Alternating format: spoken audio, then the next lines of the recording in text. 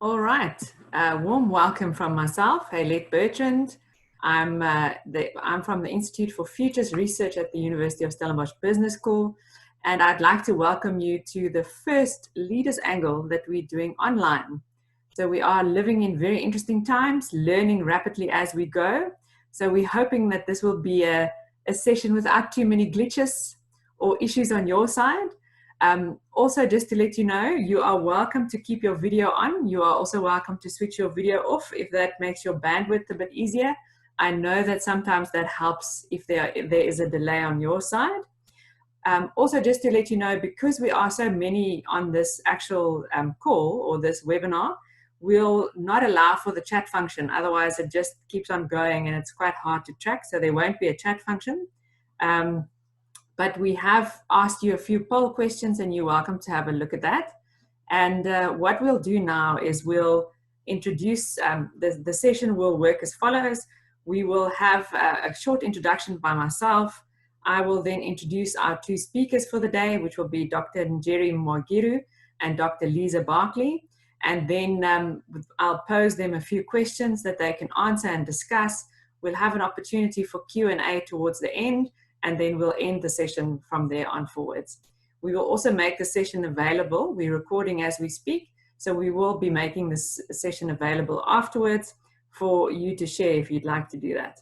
So what I'd also want to point out to you is we will be keeping you muted for the course of for the duration of the first part of the session. You will also find, if you look on your screen at the bottom, there is a Manage Participants function. If you click on that, you should see a raising hand option, which will allow you to raise your virtual hand. I will then see that on my side, and when we get to the Q&A session, I can then see who's wanting to pose a question. I can unmute you, and you can then actually physically ask your question to the facilitator that you'd like to pose. So on that note, I think all our protocols and Q&As are in place. We're going to take it as it goes, so please bear with me. So we do live in very uncertain times. We don't really have answers to all these questions. I'm sure you also have lots of questions wanting to know how this epidemic is changing things, how the economy will be changing, etc., etc.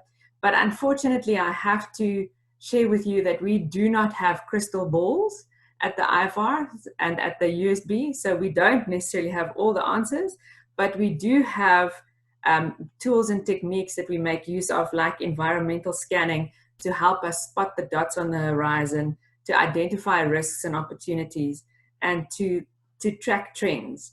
And therefore, we've asked Dr. Njeri Mwagiru and Dr. Lize Barclay to share with us today their thinking around African futures amidst this pandemic, and specifically focusing on technology and how technology influences things with regards to this epidemic. So I'd like to invite you to join us, to suspend disbelief a little bit, and to imagine possible futures for Africa, and to rather look at those opportunities. I know that everybody is very negative and concerned about the risks that are coming with this, but you might have seen that Dr. Barclay has written one or two articles in the media of late, where she's also highlighted the possible opportunities that have come through. So let's take this opportunity. I'll be posing a few questions to them and look at the opportunities and risks that will come forward. So just to introduce to you, Dr. Lize Barclay is a senior lecturer at the University of Stellenbosch Business School in Future Studies. We are currently unfortunately the only business school in South Africa and Africa that's currently running an academic program in Future Studies. She focused specifically on systems thinking. Her areas of interest are, amongst others, hipster culture, gaming, the fourth industrial revolution, and indigenous knowledge systems. So she'll be sharing with us more on the whole technological side and how the epidemic links up to that. And then Dr. Njeri Mwagiru, she's the senior futurist at the Institute for Futurist Research, and she focuses specifically on African futures. Her areas of interest is leadership, organizational performance, knowledge generation, gender diversity, and transformation with a long-term focus. So welcome, ladies, and thank you very much for agreeing to do this first session with the Leaders Angle. So maybe I can start with you, Njeri. COVID-19 is obviously a public health crisis facing the whole world with multiple challenges, as we've seen. So, in your opinion, how is Africa positioned in terms of preparedness to response and demonstrate resilience to disasters such as COVID-19?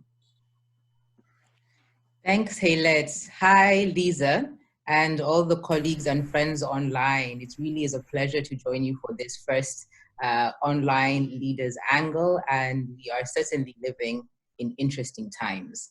And I know that while we can get very caught up in the present crisis moment, and indeed the demands of our attention should be very much drawn towards that, at the Institute for Futures Research, we also think this is an opportunity to actually think long-term about the opportunities. Hele, thank you so much for bringing that up. And I really want to frame my comments and my sharing today or during this conversation with Lisa around that. So what are the long-term impacts of this particular moment, and how can we ensure that we apply strategic foresight to at least the tools available to us to respond in the best ways possible, thinking about the alternative futures that may be possible. So in responding to your question about Africa's preparedness and resilience, I think this is a good start.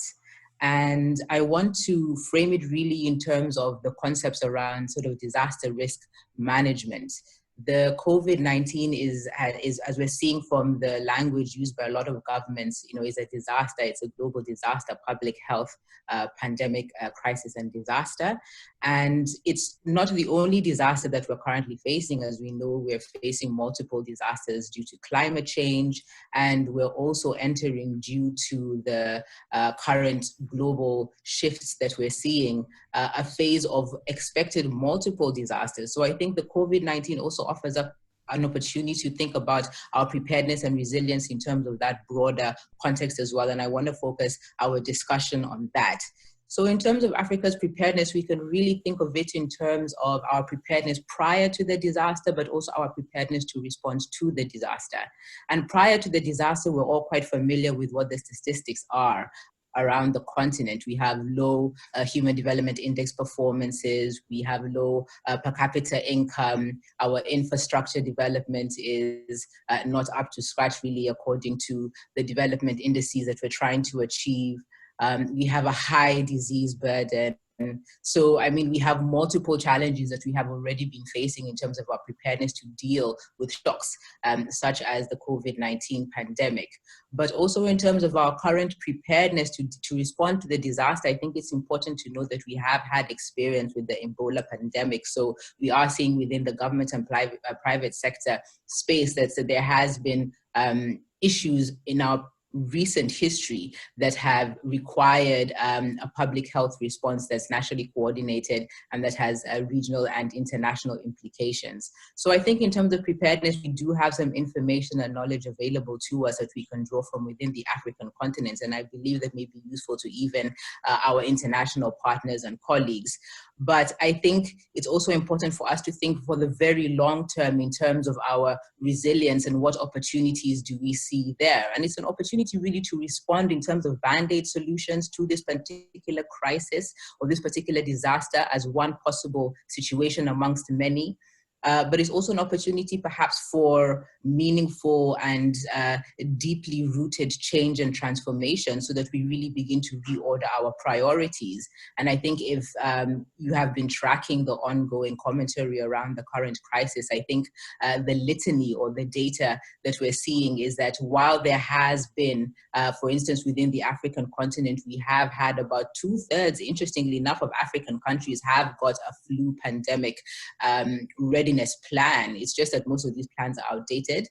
Thankfully, the countries that are most prepared, Egypt, Algeria, and South Africa, are also the ones that are showing high exposure to the pandemic. So we're seeing that the continent has, has some pros and cons in terms of how it's positioned in terms of preparedness and resilience. But I think it's important for us to apply a long-term lens in terms of what are the opportunities that this pandemic offers us to prepare and be ready for other similar crises that we may have to face in the near to the midterm future, but also to think around the deep-rooted social, economic and political changes that can be possible as well. So in terms of Africa's preparedness and resilience, it's not looking good in terms of the risks that we know, but there are definitely opportunities for us to yield. And I'm very excited to engage with Lize because, of course, we're seeing the technology sector being a key driver in terms of these opportunities. Thank you, Dr. Njeri, or thank you, Njeri. I do think that there are great opportunities. As you've indicated, the risks are high, but Africa has faced many issues relating to HIV and TB. So maybe the opportunities that come with that and the opportunity to show the world the resilience we have is now something that'll come to the fore. So if I may, Lize, if I can pose the next question to you, what role can technology then play in understanding and preparing for the future in terms of disease and other potential disasters? It has already played quite a significant role in tracking, in running simulations. And now the one I'm going to focus on is gaming simulation and how important it is in terms of disaster and disaster readiness. Now, Shakespeare wrote, all the world's a stage and all the men and women merely players. Now, what gaming simulation does, it sets a stage to rehearse possible futures. Now, this is because systems have players, rules, goals, and teams that can collaborate or compete. And we've seen a lot of these collaboration and competition enabled by technology taking place throughout Africa. And these systems and their players apply, if you look at an informal subsistence farming community in the DRC, or do you look at a mom and pop business in the Boerkaap here in Cape Town, or do you look at a major corporation that runs oil off Africa? So all of these have these systems. Now, gaming simulation provides the freedom to run near infinite scenarios. So it plugs on that one thing that we don't think about often, that we don't want to think about that often. And it plugs on that string and it's like, what if? And then, and then, and then. And it doesn't have to exclude variables, like quite a lot of the future studies, tools and methodologies is exclusionary, whereas gaming simulation just bring them all. It doesn't exclude historic context because people are taking into account historic context. And we see day to day, we see articles coming in. They had dealt with the 1980 Spanish flu like this, so we shoot this. So it's important in your gaming simulation, what if they actually copy something from the past? Or you actually even see people buying pomegranates because King Henry ate pomegranates to keep him from the sweating sickness. So it's a lot of these that you have to take account, people. And so that is also very useful in these unlikely events. So it's also gaming simulation is not an arbitrary exercise. It goes through the usual scanning, layering, cross-impact matrices, scenario exercises, which can be expert-led or community-led. And then it adds game theory, mathematical modeling, and game design principles on top of that. Now, examples are, we hear that a lot in the conspiracy circles, is, have you heard of Project 201? Yeah, in our gaming station community we have. It's a germ game, which is run now. A lot of the big agencies do give a lot of money for it. It was run in New York. The previous one was run in 2015, and they actually tested how fast they can get in and out of their suits. So you can have your gaming simulation run in the background, which is basically math, and say, well, it can go, the disease can go there and there, and this is the next community that should attend.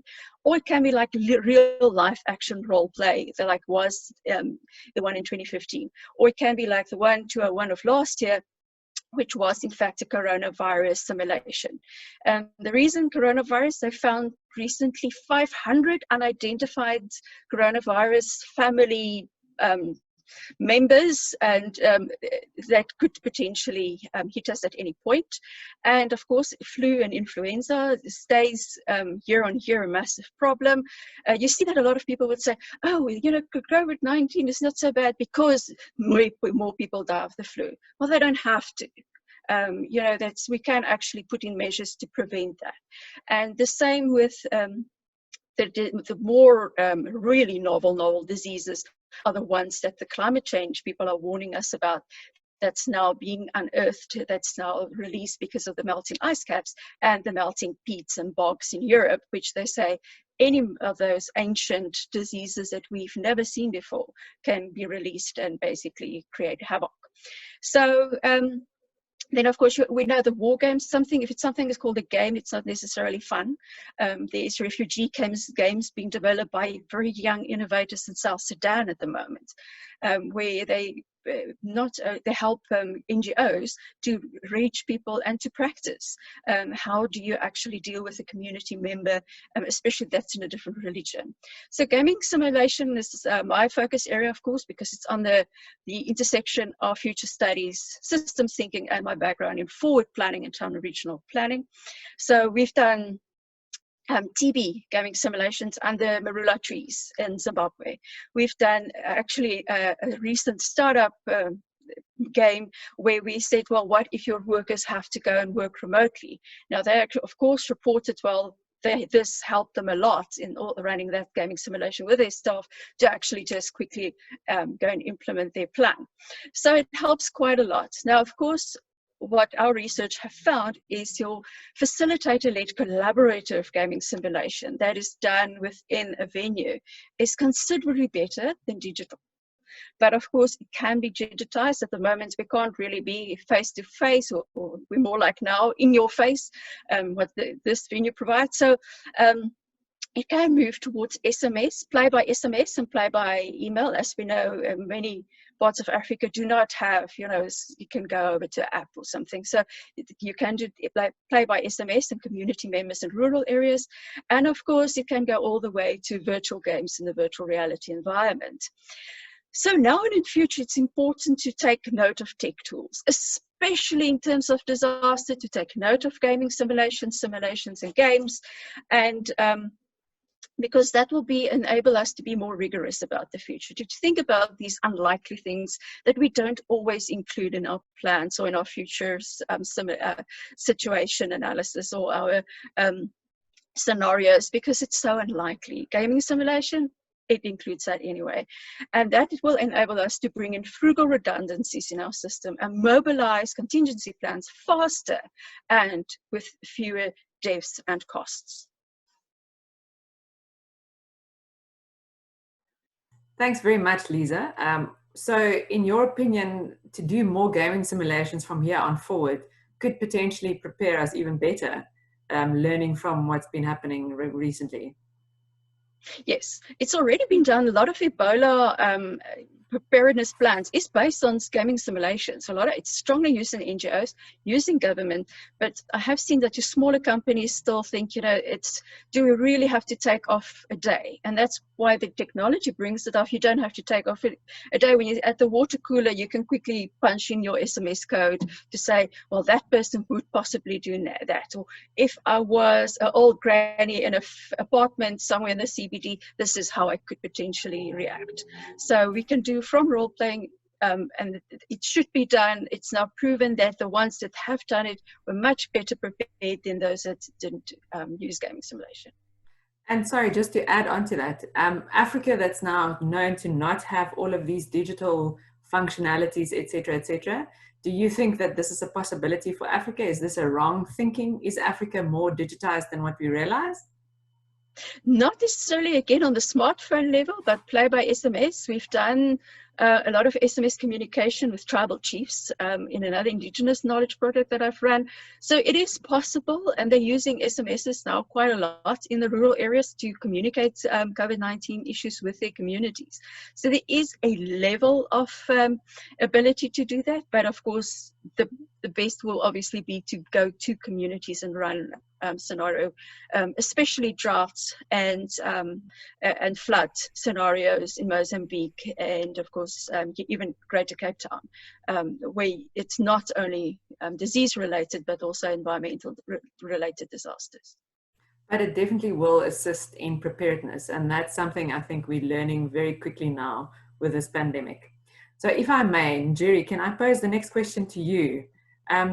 What lessons do you feel we are learning amidst the pandemic that can provide us more insights into African futures or Africa's futures?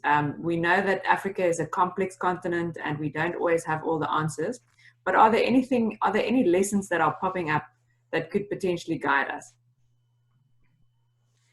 Yes, thanks. And I want to pick up on Lize's points there that she raised about the gaming simulation. And I think it's important to note that we do have the tools, we do have access to methods, for instance, in foresight and futures thinking that can assist us to anticipate possible futures and alternative futures and allow us to play out a number of possibilities using, for instance, scenario planning and to think through what this may be. So I think it's clear to know that we certainly, as Lize has mentioned, do have these capabilities available to us, albeit keeping note of who has access to what and who doesn't have access. But I think we'll engage with that a bit more in the conversation. So in terms of the lessons, we do have the capacity to be prepared and to have strategic foresight. I think the key question and a good lesson that we're learning here is, therefore, what are the decision-making actions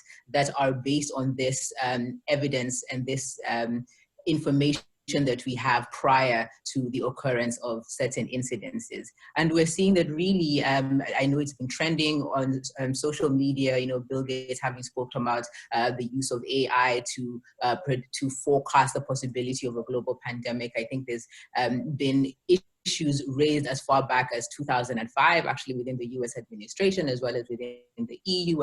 And as recently as last year, as Lize mentioned, there was a simulation run around a flu pandemic virus. But the key issue is that very few decisions have actually been taken in terms of preparing our responses and enabling that rapid disbursement of relief, enabling that rapid disbursement of support that these crises require and demand.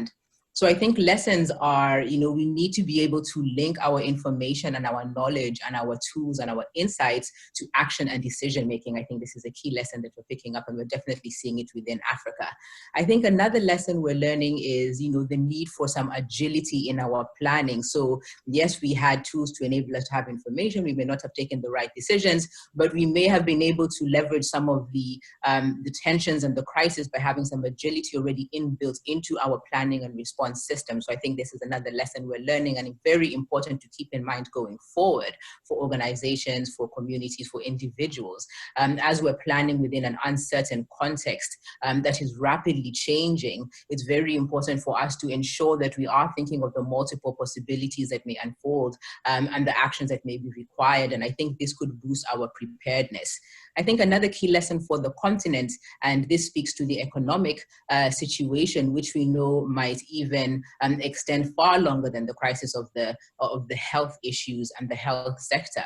We're seeing that the economic hits from COVID-19 may require recovery heading into 2 years at an international level. And I'm thinking about Africa's positioning within the global political economy that could stretch into the next 3 to 4 years. So because of the fact that we are such a vulnerable context already prior to these shocks, I would like to note there as an aside that Africans, as you mentioned, Taylor, do have a capacity to endure.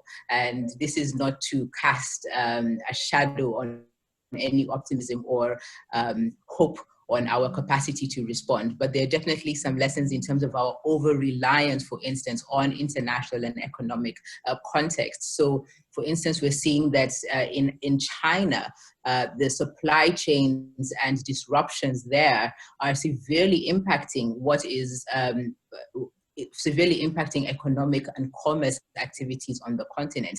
And we're beginning to realize that should the Chinese economy contract by about 2%, which is what the predictions currently are, just about there, the African economy as well as a region would take about a 1.2% hit as well. The African Futures Unit at the IFR has been releasing some very interesting publications that are looking also at sector-based impacts of the COVID-19 pandemic, and I believe other crises going forward, precisely because we have such a strong over-reliance on international context. So I think it's beginning to highlight information that we already knew, which is that intra-African trade is among the lowest internationally. We're only at about 15%, I believe, whereas, compared to Asia, they have about 59% intra-Asia trade within the continent. The EU has about 69%. So within Africa, we're seeing that this might be an opportunity for us to develop those intra-Africa trade partnerships and routes in terms of supply chains and to develop our economies as well. We're seeing massive hits because of the oil prices in terms of the commodities. And as we know, the African economies are heavily reliant on commodities and the exports and imports there. So we're beginning to see that Africa needs to look to developing its own internal economic and commercial opportunities post-COVID-19 and in preparation for other possible disasters that may impact the international political economy. And then one last lesson that I think is key for us to reflect on in our preparedness, thinking about the long-term recovery after this crisis, is we're beginning to see the agency of different actors. I think the COVID-19 pandemic at a global level has really shown that cooperation and collaboration is possible at leadership level. We're beginning to see that leadership can take difficult decisions. And yes, we're also seeing that there are some questions around the social contract and mistrust possibly around leadership. Lisa has mentioned, she made some reference there to the conspiracy theories, but I think that the fact that conspiracy theories are tending to trend at this moment is perhaps a signal that the social contract is not as strong as it could be, in that a lot of people are mistrustful of their leadership and of their governments, and therefore very quick to believe whatever information is out there. So the whole fake news situation also highlighting the agency of different role players such as media, but also here we are within an academic sector having these conversations. And I know that the IFR has been engaged in research around different possibilities and impacts across sectors in South Africa and sectors in Africa. So we're beginning to see the agency of different actors to contribute to sort of these macro projects where we don't always have this over-reliance perhaps on the state, and that may perhaps have been a historical tendency within the continent. We're beginning to seeing a lot of agency within the private sector, a lot of agency within philanthropists. Dr. Mosted, the director of the IFR, has released a very interesting piece in the media recently around the role of philanthropy and these other actors. So I think it's key to note that we're seeing we have a lot more agency perhaps in different sectors on the continent that we can leverage on going forward for the long term. Thanks, Njeri. And what I hear you saying is that there are risks and it is challenging and it's going to take time to recover. But along with that, there are great opportunities. And I think the entrepreneurial spirit in Africa, if we were to embrace these opportunities, we might actually be quite surprised as to what can grow from this. And I think also an opportunity for the African Union to really take hands and to drive that whole process of working together as a continent and driving inter-Africa trade. Absolutely, Haylet, and thank you for raising the African Union. As we know, President Cyril Ramaphosa is currently the chair of the African Union and is engaged in mobilizing quite a lot of resources and stakeholders for the COVID-19 response. I think the plan that he's looking at is about $100 billion, and beginning to highlight again this possibility for the role players to mobilize and to collaborate in ways that haven't previously been necessary, although definitely possible. And I think it's important to stress that the agency that we're seeing. Great, thank you very much. Lise, if I can go to you now, keeping on the whole entrepreneurial spirit, any opportunities that have been created for tech startups in Africa in dealing with the virus? Is there anything that you've picked up and the whole social and economic dimensions that links up with that? Well, interesting enough, the technology startup, not just medical technology, has been absolutely invigorated in many parts of Africa. Now, we've seen a strong growth in Rwanda, South Africa, Kenya, and Nigeria, and of course Morocco, but and which is also one of the countries that were most impacted by COVID-19. But their tech ecosystem mobilized almost immediately.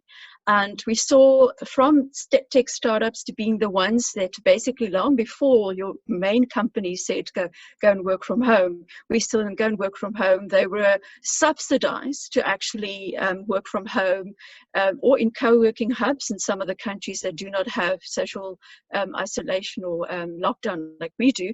They actually work in co-working spaces closer to them, and they don't have to go to the office. We've seen a lot of mobile money platforms that had a reasonable level of use suddenly skyrocketing. M-Pesa, all of those, because most of the government said try to stay away from tangible money, which of course led to a whole slew of other conspiracy theories as well. But we've seen these mobile payments platforms taking off even in very remote areas, because it's specifically designed to work on a lower level or cheaper types of mobile phones, not your high-end iPhone necessarily. So it's basically designed for use with slower internet speeds and so on. So that's been mobilized, and of course a lot of venture capital and government funding has been made available for startups.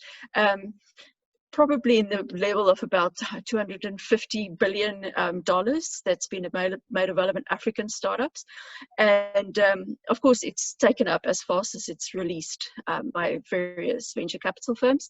And of course, we've seen a growth in apps, app development, and a lot of times they are developed very beta level apps, and they're actually grabbed up from delivery of a rural subsistence farm to the local community to facilitate that. We've seen quite a lot of that as well.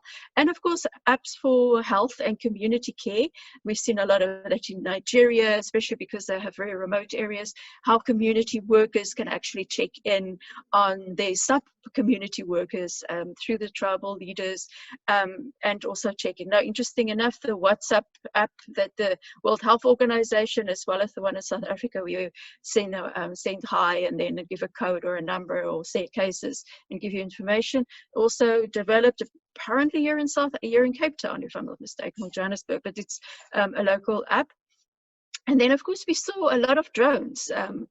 We saw, for example, people using drones to walk dogs in certain parts of Europe, but here it is really where it was previously some use of drones to deliver medical care and food to remote areas.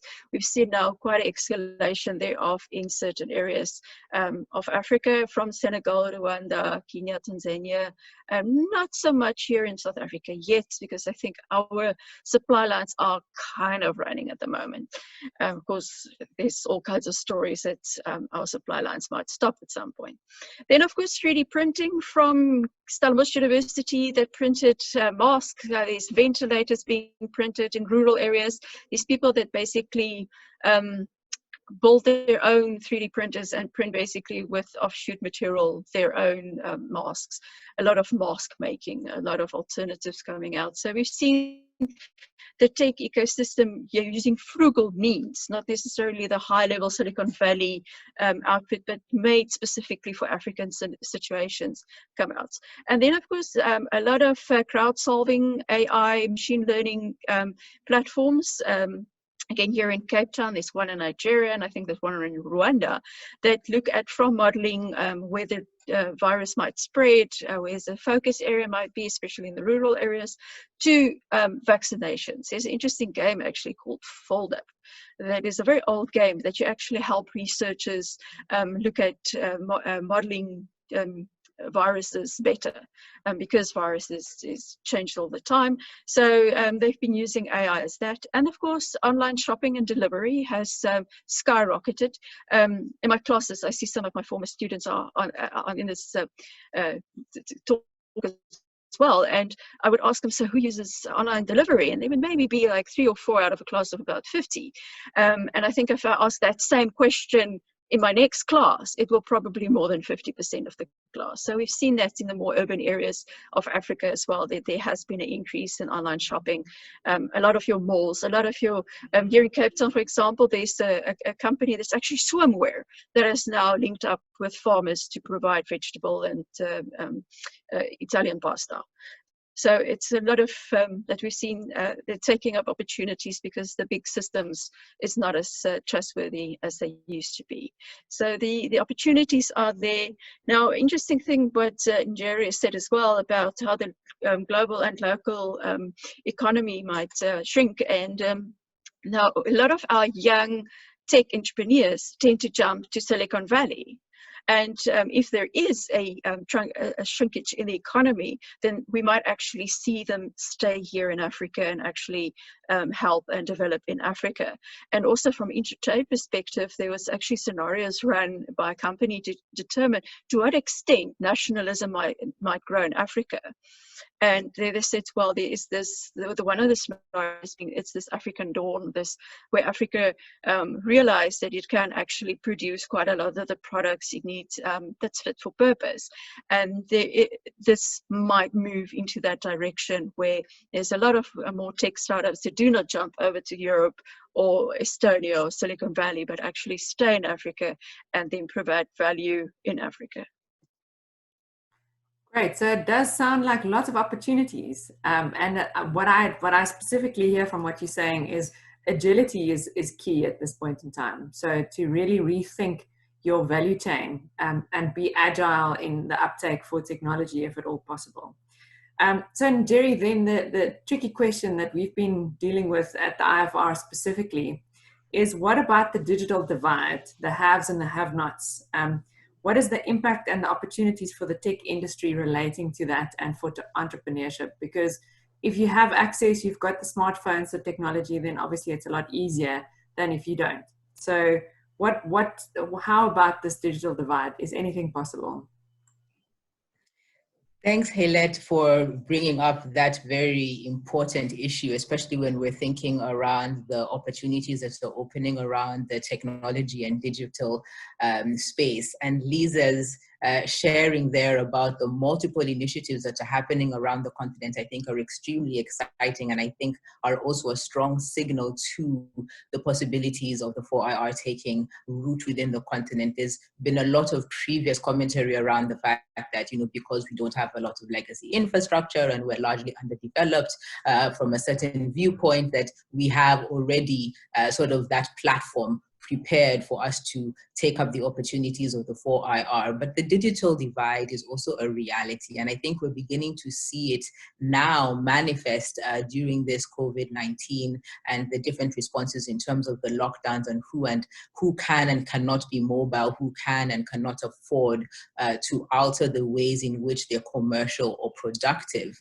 And we know that in terms of recent figures, I think from 2019, from the Bill Gates Foundation, around 750 million Africans are completely off the grid. That means they're not connected, they don't have cell phones. And while we're seeing mobile penetration grow at the fastest rate within the continent, so we're seeing mobile penetration at the fastest rate internationally, we still have the lowest rates of mobile usage, and we have the lowest rates of digital penetration and internet productivity. I think the top 5 least connected countries in the world are all African countries, including, I think, Guinea-Bissau and small countries such as that. So the digital divide is a reality that the continent faces, not only because we don't have the very basic infrastructure that would facilitate us to take up the opportunities of technology. So we still need to lay the lines, we still need to lay the sort of hardware, but also because of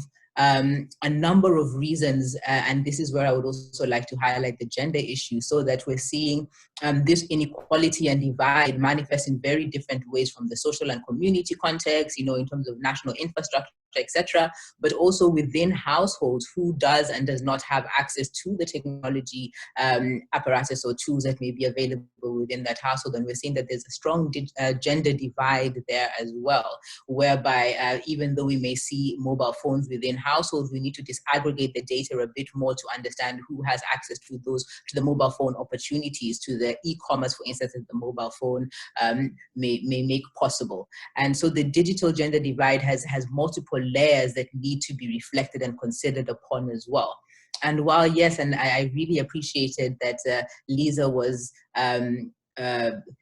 made the point that we're seeing within the middle and urbanized African classes, this sort of online take-up and online shopping, but also acknowledging that that's definitely within the middle income classes, and we don't see these opportunities, for instance, happening within the lower income classes. And we can see that with Cyril Ramaphosa's shifting response to the crisis as well, in terms of allowing the informal traders to also have access to their markets, despite the extra exposure that such engagement might open up for them. So the digital divide in terms of implications for African tech and entrepreneurship are really important. But at the same time, this is also an opportunity. And I like that this conversation is focusing around the opportunities that are being presented here. This is also an opportunity for us to ensure that we do reach these underprivileged and under-resourced communities. As I mentioned earlier, we're noticing that government is able to act. And as we're seeing education systems also take a hit, as we're seeing this call for innovation in terms of how we're engaging one another, in markets, as colleagues, as family members. This is a key moment to think critically and to reflect on what kind of transformation can we enact using the digital possibilities that we're now seeing. And I think another interesting point and an important point to reflect on is the fact that we will see, because of this shift towards digital opportunities, some short-term trade-offs as well in terms of employment. We're already seeing in the international regions badly hit by the pandemic, a lot of individuals have lost their jobs, and those that cannot afford to go online are therefore left in very precarious economic conditions. So we're seeing that even as we're taking up the opportunities of digitization, that very process is creating and increasing the risks for certain segments of the population. So we need to think very clearly around how we're going to restructure our full systems. Thinking a systems view, as Lize has mentioned, is important to consider. What are the systems responses that we're going to enact to enable us to definitely mobilize on the opportunities presented, but to also address issues such as the digital divide at all of the multiple layers that are possible there. Thanks, Njeri. I really appreciate your thoroughness in explaining that. And I also think what I'm taking away is that because of all these changes and the whole digital divide and the challenges that will be facing us with regards to technology, we shouldn't take a knee-jerk reaction to all of this. We should really reflect and think, take a systemic, bigger picture view, because as job losses take place, there again lies an opportunity to create a different role in a different position, because humans will be human and we can apply that in different ways.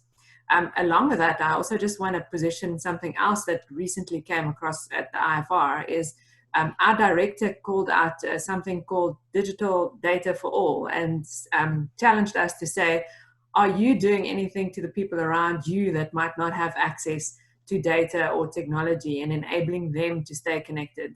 So for example, I've bought a SIM card for some people that I know couldn't access data, and now they can watch videos and all sorts of things that will help them during this time of being isolated and at home. So my challenge to the audience out there is data for all. Who are you sharing data with? Because it is possible and quite easy to do that. If you can even give a tool or a phone to someone, my challenge is, well, how are you doing that?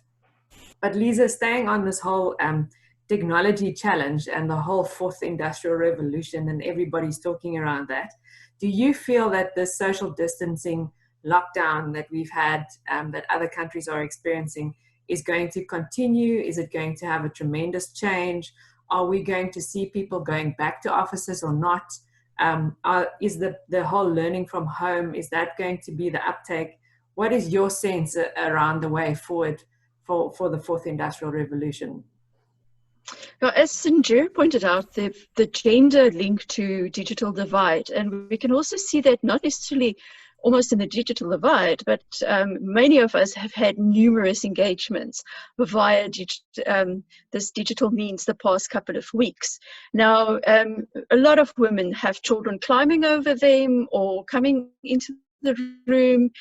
I am yet to see that happen to a man, except for the guy that went viral because of the kids running into his office. That's it. It's a lot of the engagements. I have not seen that, and that is one way of and I know a lot of the people and the father are somewhere, but again, that is not necessarily a digital issue, but it's still a gender role issue. And those women who definitely want their kids in the school and them in the office. So it's not a simple yes, no situation. It's very nuanced. Now, for one thing, the adoption barrier that we always worry about technology has been smashed. This has completely happened now, where people still, should we, shouldn't we? There were no choice. They were absolutely, and we all had to talk somebody through, no, don't do this, no, install that, no, we can't hear you. I mean, it's been a learning curve for quite a lot of people, and it's, so that adoption barrier, where a lot of companies are still toying with the idea, they might see now lower electricity use or lower costs, because there's a building that you don't have to keep warm.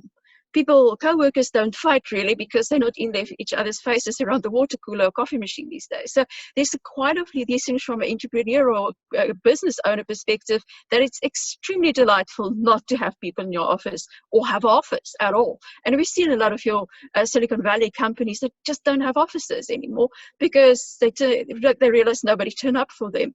And that's why we've also seen the move towards co-working spaces, because it still provides you with a place to work.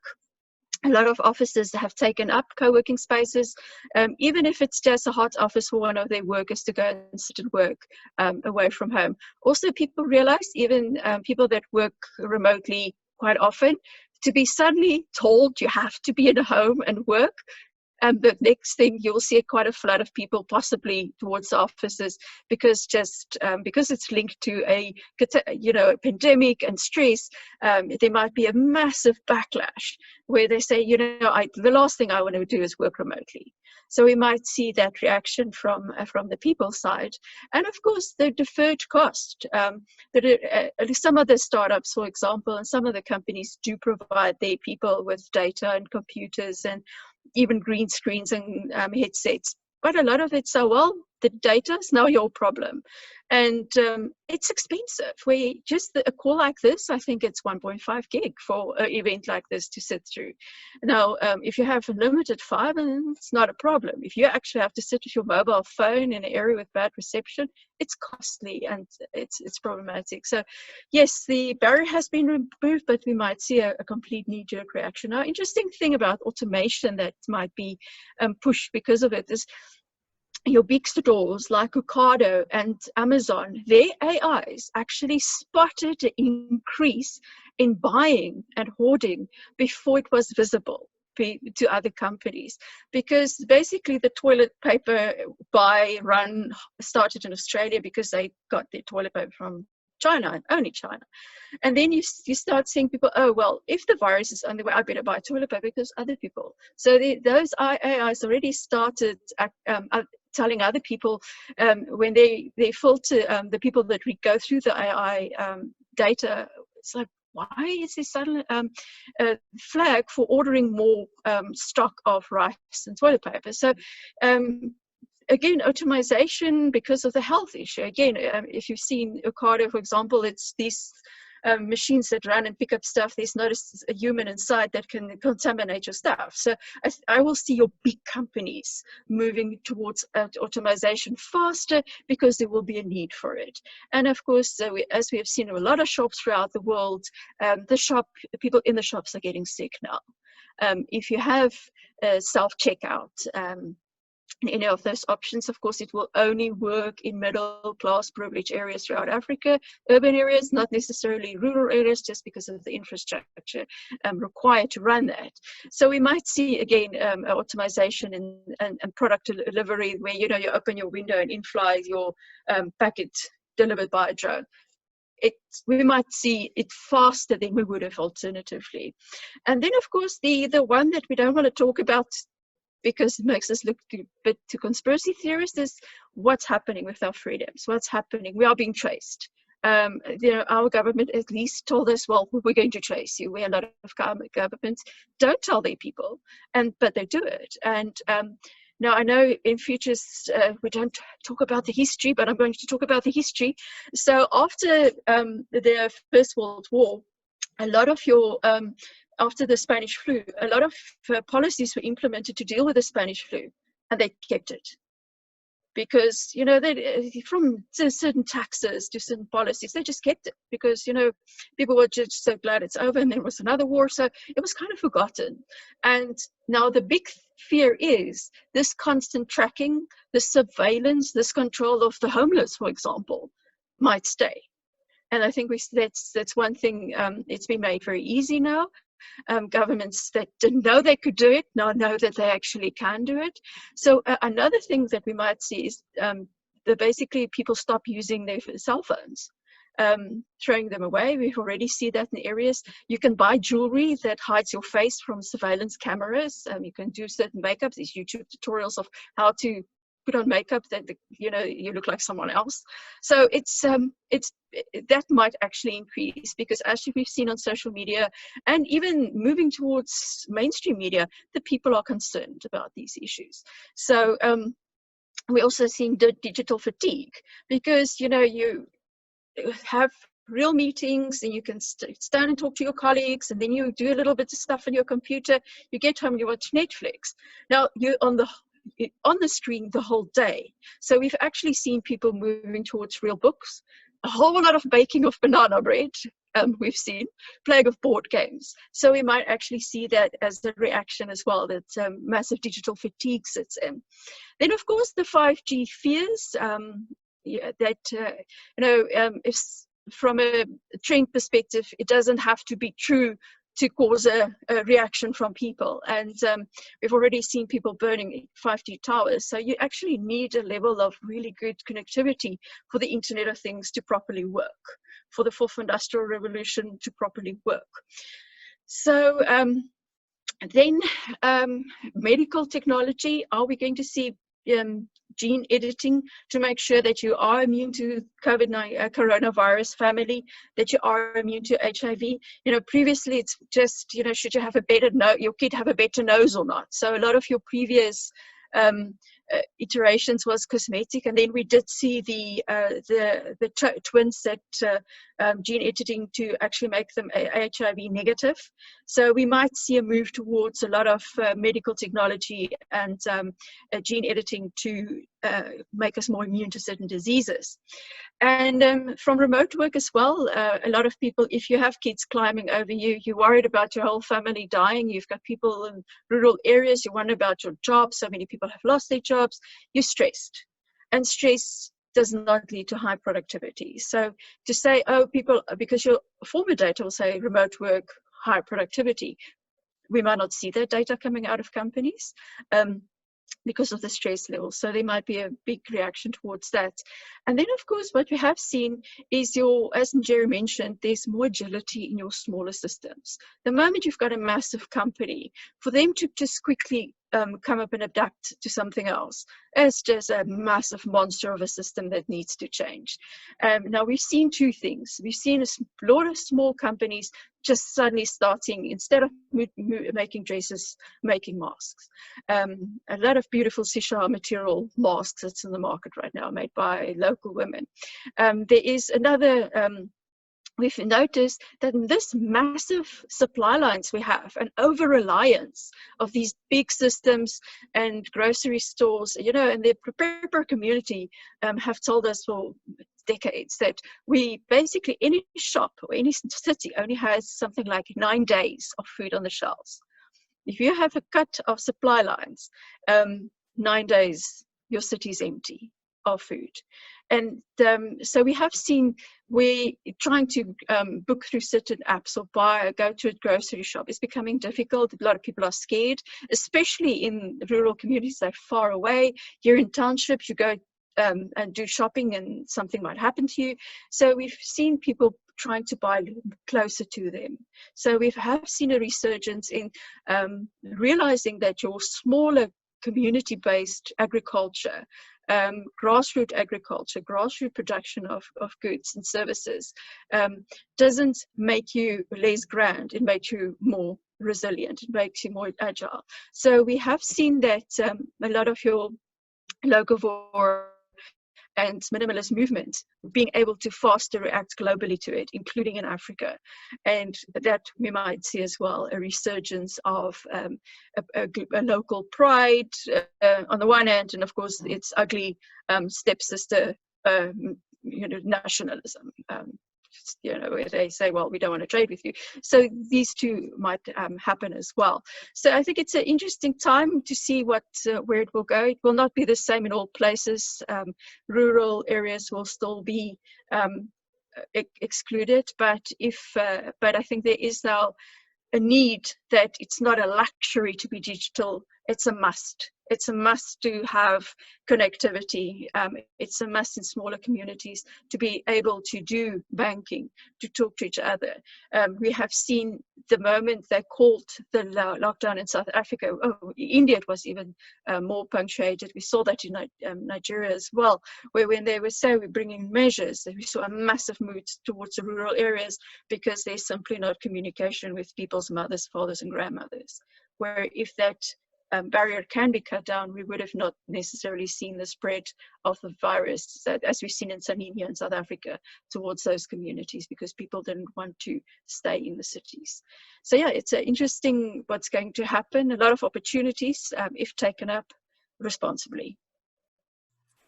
Thanks, Lisa. I think the thing that stands out for me is complexity. There's a lot of complexity in all of this, and we definitely need to have a systemic view and find ways of thinking like that and making sense of all of that. And the word that keeps on coming in my mind as I listen to both of you is agility. We really do need to find a way to be agile and to adapt quickly. And I think the space for creativity is something that is currently really needed, which is tough under stress and in times where you just feel like you can't process all of this coming at us. But again, as you said, lots of opportunity along with the risk. And at the IFR, we specifically highlight the opportunity because I think people naturally go to the dystopian. And we want to try and say, just remember that there are opportunities. With every risk, there's an opportunity. And it sometimes just takes a flip of the mind in order to see the opportunity and run with that. And I think that's exactly where we're at with this pandemic. So in the last 5 minutes before we go towards a few questions, any closing comments? Maybe Njeri, we can start with you. Thanks, Haylette, and thanks, Lisa. Also, as you mentioned, Haylette, a very complex responses required, and we do need to think around, the very many interconnections, issues of causality, and to be deliberate and conscious in the decisions that we make. And I feel that while we can definitely get warped into the current crisis and tensions and pressures, and that's very well noted, there are definitely tools available for us to think around how to handle that. But it's important to, I really believe, think in terms of the long-term options, possibilities, and alternative futures that are available for us. I feel that directing one's mind and energies in that direction, in a way relieves some of the pressures of the moment and allows us to think around, the multiple options available for our actions today. And to pick up possibly on one very important point that Lisa mentioned, there's a lot of need to build solidarity around the actions that we're taking as well, and to note, what are those systems already in place, for instance, at community level that we can leverage, and how can we build systems of trust as well so that we don't have this sort of fake news and conspiracy theory trends that we're seeing. And specifically around the issue of data, we do know that one of the key issues around managing the spread of the virus will be our ability to track and test and to trace the various contacts. And we're seeing that the digital divide is really going to hit Africa there because, we don't have those data systems available to us. And this is really an opportunity. And we had a colloquium at the Institute for Futures Research where Dr. Mostert spoke about this as well. This is really an opportunity for the continent to engage in that data space, keeping in mind, of course, all of the cautions around privacy and the need to ensure that our governments maintain our trust in the social contract in terms of how they're going to use the public sector availability of data and collection. And we have the tools and technology available to us. Lize has given us so many examples, from drones to mobile app technology that can be easily scaled up within the continent. So I think it's important for us to think of the opportunities and to think long term. And I think in this way, this will help us to not necessarily get too bogged into the exigencies of the moment, but definitely direct our attentions and decision-making capacities to the potential that this crisis moment is presenting us in terms of preparedness for the future, but also in terms of leveraging for better futures and more desirable futures that are not dystopian. Thank you, Njeri. I think also when I'm listening to you, it's all about the whole, don't get stuck in the litany. For those of you that are in futures thinking and futures research, you'll know about Sohail Inyatullah and the causal aid analysis that he does. It's sort of a triangle. And in the triangle, the litany is really the top end, and it gives you all the newspaper reports and all those kind of things. But it isn't really the real issue. You have to go down to the myths and the metaphors. And this is an opportunity that we have to really look into those myths and metaphors if we allow ourselves to not get stuck in the litany level, which I think we often do. So thank you very much for that. And then Lize, last few words from your side. We must take this, like all disasters, as opportunity to grow and not only to become resilient. It's like, we're just going to go like back to before, because as we have seen, our how we deal with life, how we see other people, how we see our supply lines, and how we see our future determines very much how we react to it, what we understand about it.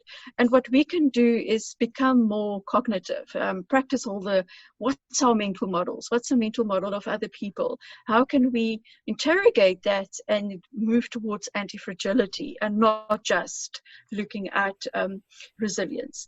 And it's opportunity to look at our own, where we buy our products. As you said, who do we capacitate in terms of data? If we buy something, where does that money go? Who are truly important in this time of disaster? Now, unfortunate thing I've seen in many discussion groups is there is a very strong need to return to what was before. Now, you see, we will say, oh, well, it won't be the same as before. Big portions of the population wants it to be exactly like before. There's a lot of these questions of, well, what do we want to do? The first thing you want to do when you the whole situation is over is, I want to book a trip on a cruise. I would think people would be a bit scared of going on a cruise, seeing as what happened to all the cruise ships. But for them, it's just, I planned a cruise and I definitely want to go on the cruise. So we mustn't, think people are like us in the sense as people that we double in how people think and how they deal with problems and how they deal with the future. For us, it's on our minds. For them, they just want to boomerang all the way back on how it was November 2019. And they want to pretend this is just a meme that's passed. So from that point of view as well, we shouldn't be too frustrated if things don't change necessarily for the better, and luckily not for the worse, because people necessarily don't want to change. But we hope that people realize that what really makes good neighbors are, walls, but also singing on a balcony together your national anthem. Great, thank you, Lize. Thank you for both of you for all your comments and sharing your thoughts and your thinking around this. I think one of the key aspects in this whole pandemic that stands out for me is that this is an opportunity for us to really dialogue, to discuss, to share our thinking, and as together we could potentially emerge from this and have emergence happen in a way that's very positive. So thank you very much for that. I'm happy to field a few questions if anybody wants to raise their virtual hand. Carl Miller, I saw you raising your hand quite a while ago. I'm hoping that is to ask a question. So I'm going to unmute you and you're welcome to ask a question. Hi, thank you very much. I hope I'm coming through clearly. You are? Thanks. It was for a question, actually, so it's great to have the opportunity. I'm with the Tiger Brands Foundation, and we mostly do in-school breakfast programs to complement the National School Nutrition Program. We've had to pivot our business very quickly towards emergency interventions around food security for families of the learners that we work with. So my question is really to Lisa. I'd be very interested to know if she's aware of anything happening in the digital space or in the gaming space where there are solutions around being able to identify or communicate with families that are in great need, or organizations like ourselves that are in this kind of food security emergency response mode to be able to make our systems more efficient and communicate out solutions better. Thanks. Thanks, Carl. Lisa, any response to that? The one that actually moved the fastest is actually the police, South African police. Their networks, because they've already identified various areas in South Africa specifically where there are vulnerabilities. So yes, not many of your startups, especially servicing your more rural and poorer communities, they still kind of moving towards that. In South Africa, Nigeria, Kenya, they're quite mobilized already. But in South Africa, contacting the police, they've already have established networks, identified community, and it depends also, as well as a lot of your city governments and municipal governments as well have identified areas and community needs. But nothing in the game space at the moment that can be mobilized at all.